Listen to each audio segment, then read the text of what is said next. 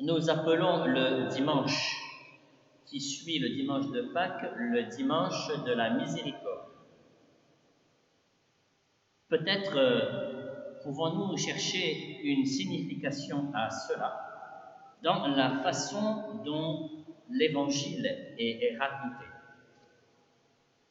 Nous nous apercevons que Jean n'écrit pas tout, qu'il ne donne pas tout ici dans son livre, mais ce qui a été écrit est là pour que les gens croient. Il a fait une sélection. Il a choisi les meilleurs moments de la vie de Jésus qui peuvent venir nous toucher, qui peuvent venir nous remuer jusqu'aux endroits, aux entrailles, au Rahamim, c'est-à-dire au lieu où, en Dieu, il y a de la miséricorde. La Rahma, les Rahamim, c'est bien le lieu de là où ça triture, là où ça gargouille, là où quelque chose se passe qui fait que la personne est transformée, qu'elle peut stresser ou au contraire, qu'elle peut libérer quelque chose qui va la faire advenir à bien plus grand que ce qu'elle ne pensait.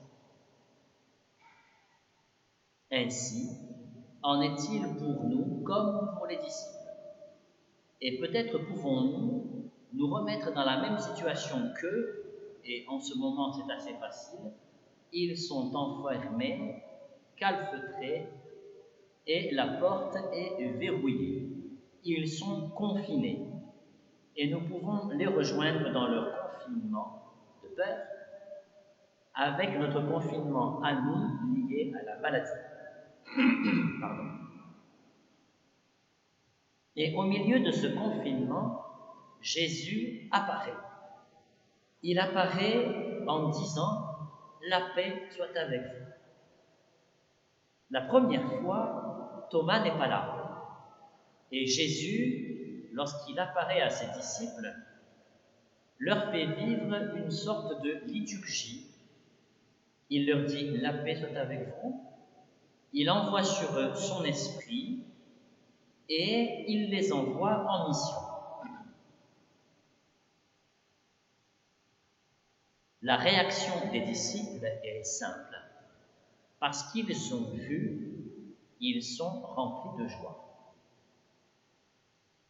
Thomas, lorsqu'il apprend cela, veut participer à la même chose. Il veut rejoindre ses compagnons dans cette même liturgie dans laquelle il sera lui aussi reçu, appelé pour vivre la mission, pour recevoir l'Esprit Saint et vivre pleinement la joie du Christ ressuscité. C'est la fonction des apôtres.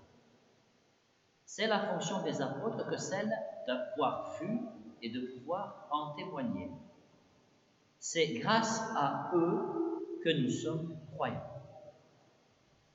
Et cette miséricorde de Dieu, qui s'exerce déjà sur eux, va contaminer, va rejoindre tous ceux qui, derrière eux, vont suivre le Christ. Et la première lecture que nous avons entendue en est bien le signe, les signes de la miséricorde de Dieu, visibles au cœur de la communauté. Dans ce court extrait du livre des Actes des Apôtres, on perçoit que les disciples sont fidèles à l'enseignement, à la communion fraternelle, c'est-à-dire au partage des biens, à la fraction du pain et aux prières. Et le résultat de cette attitude-là fait qu'ils voient des signes se passent. Il y a une mise en commun des biens, la prière au temple et une vie dans la paix et dans la joie. Et par réaction à cela, le nombre des disciples, le nombre des sauvés, nous dit la lecture, augmente. Dieu fait miséricorde. Il se répand en son amour sur tous ceux qui le rejoignent et tous ceux qui veulent le rejoindre.